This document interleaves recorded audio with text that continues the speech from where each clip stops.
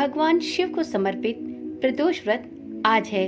अगर आप भी भगवान शिव की कृपा प्राप्त करना चाहते हैं तो शनि प्रदोष व्रत के दिन पूजा के दौरान व्रत कथा का पाठ भी अवश्य करें। मान्यता है कि ऐसा करने से भगवान शिव प्रसन्न होते हैं और जीवन में खुशियों का आगमन होता है।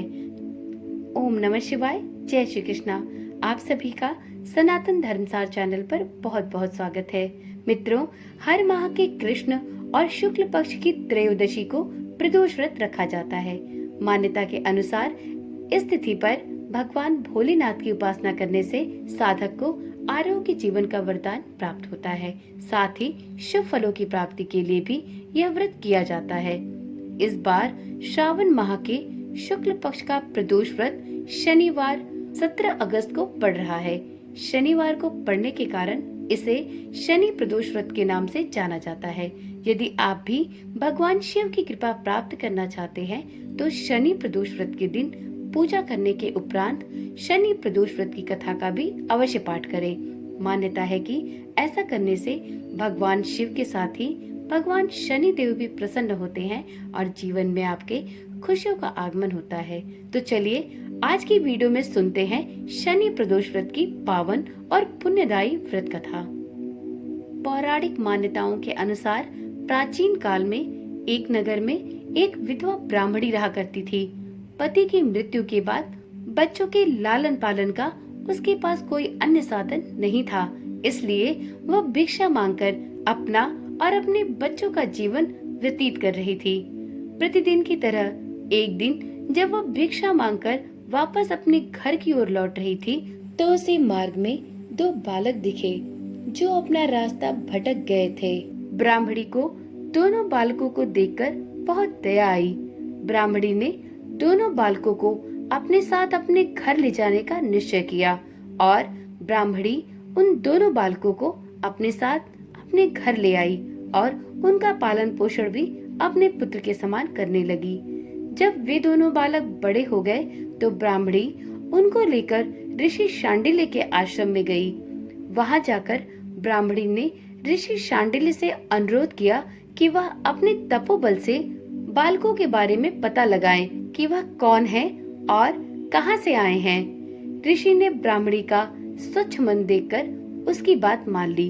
ऋषि ने अपने तपोबल से यह पता लगाया और बताया कि ये दोनों बालक कोई साधारण बालक नहीं हैं, बल्कि ये दोनों ही बालक विदर्भ राज के राजकुमार हैं। गंधर्व नरेश के आक्रमण से इनके पिता का राजपाट छिन गया है।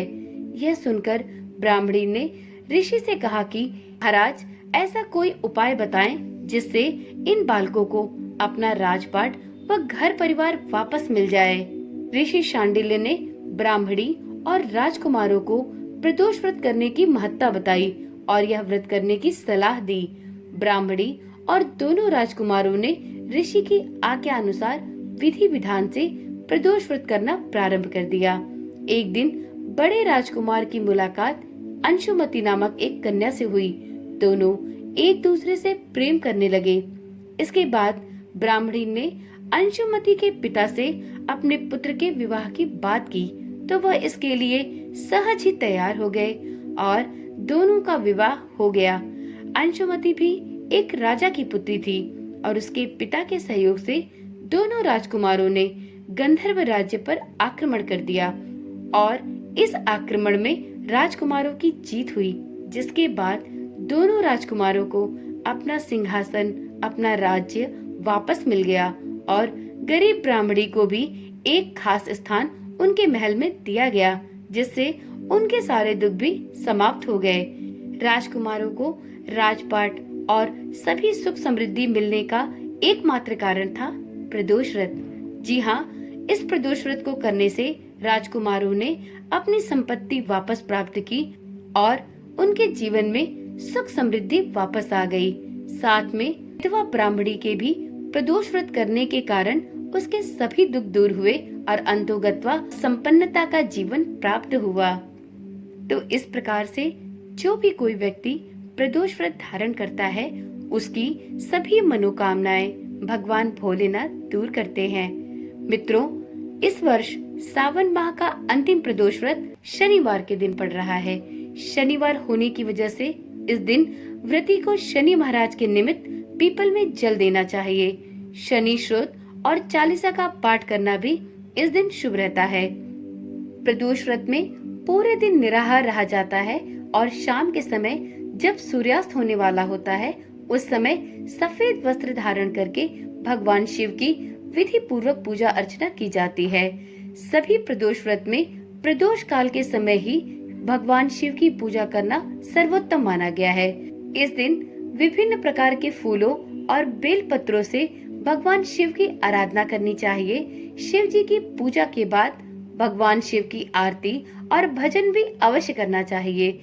इससे शिव जी के भक्तों की सभी मनोकामनाएं भगवान शिव अवश्य ही पूर्ण करते हैं। तो एक बार प्रेम से बोलिए हर हर महादेव। शनि देव महाराज की जय, भोलेनाथ की जय, माता पार्वती की जय। तो चलिए आज की वीडियो यहीं पर समाप्त करते हैं। कल मिलते हैं एक नई वीडियो, एक नई जानकारी के साथ। मित्रों, अभी तक आपने चैनल को सब्सक्राइब नहीं किया तो चैनल को अभी ही सब्सक्राइब करें और साथ में नोटिफिकेशन बेल को ऑन करना भी ना भूलें, जिससे इस चैनल पर डाली जाने वाली सभी वीडियोस की सूचना आपके पास पहुंचती रहे। ओम नमः शिवाय। जय श्री कृष्णा। राधे राधे।